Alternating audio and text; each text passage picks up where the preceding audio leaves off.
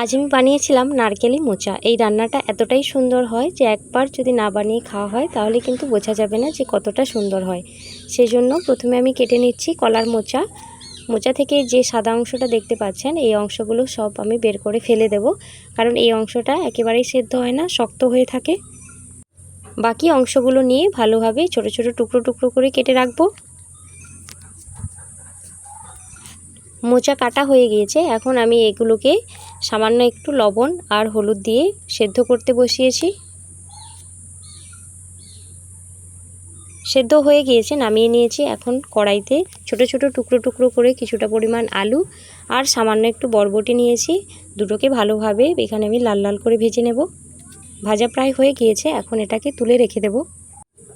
তারপর কড়াইতে দিয়ে দিচ্ছি কিছুটা পরিমাণ সর্ষের তেল আর দিয়ে দিলাম ফোড়নে তেজপাতা আর দুটো শুকনো লঙ্কা। এখানে দিয়ে দিচ্ছি দারুচিনি আর একটা এলাচ ফাটিয়ে এখানে দিয়ে দিলাম। তারপর এখানে দিলাম 5 ফোড়ন।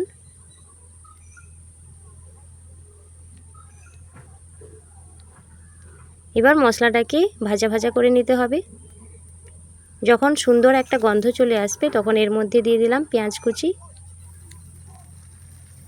আর কিছুটা পরিমাণ আদা বাটা দিয়ে মশলাটাকে ভালোভাবে নাড়িয়ে চাড়িয়ে ভাজা ভাজা করতে হবে। মশলা ভাজা ভাজা হয়ে গেলে এর মধ্যে কিছুটা পরিমাণ কোরানো নারকেল দিয়ে দিলাম। নারকেলটা দিয়ে আরও আমি একটু নাড়াচাড়া করে নেব।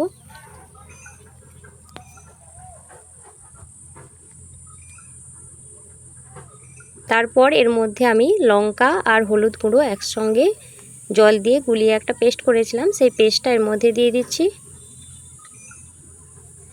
মশলাটাকে ভালোভাবে কষিয়ে নিতে হবে। সামান্য একটু জল দিলাম, দিয়ে ভালোভাবে মশলাটাকে এখানে কষাবো। মশলা থেকে তেল ছেড়ে গিয়েছে। এবার এর মধ্যে ভেজে রাখা সবজি আর কিছুটা পরিমাণ কাঁচা ছোলা ভিজিয়ে রেখেছিলাম, সেই ছোলাটা এর মধ্যে দিয়ে দিচ্ছি।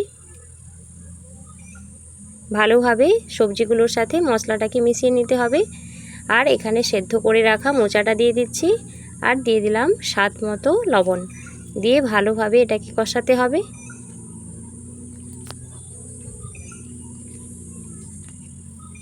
এইভাবে নাড়িয়ে চাড়িয়ে আমি মশলাগুলোকে যাতে সবজির সাথে ভালোভাবে মিশে যায় সেজন্য খুব সুন্দরভাবে নাড়াচাড়া করে নিচ্ছি।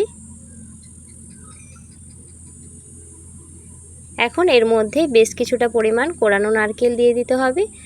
দেওয়ার পরে ভালোভাবে সবজিগুলোর সাথে মিশিয়ে নিতে হবে।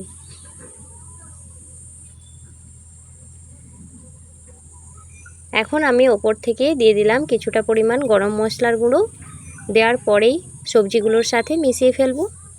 ব্যাস, তাহলেই কিন্তু নারকেলি মোচা একদম তৈরি হয়ে গেল। এই রান্নাটা কিন্তু একবার বাড়িতে বানিয়ে খেয়ে দেখবেন, খুব সুন্দর খেতে হয়। এখন ওপর থেকে যাতে দেখতে সুন্দর লাগে আমি কিছুটা পরিমাণ নারকেল কুড়ানো ছড়িয়ে দিচ্ছি। এটাই ছিল আজকের রান্না। তাহলে ভিডিওটি কেমন লাগলো অবশ্যই কিন্তু কমেন্ট করে তোমরা জানিও, আর চ্যানেলটিকে সাবস্ক্রাইব করে পাশে থাকবেন। তাহলে চলো আজ আসি, দেখা হচ্ছে অন্য একটা ভিডিও নিয়ে খুব তাড়াতাড়ি। ততক্ষণ সবাই খুব ভালো থেকো, সুস্থ থেকো আর নিজেদের যত্ন নিও।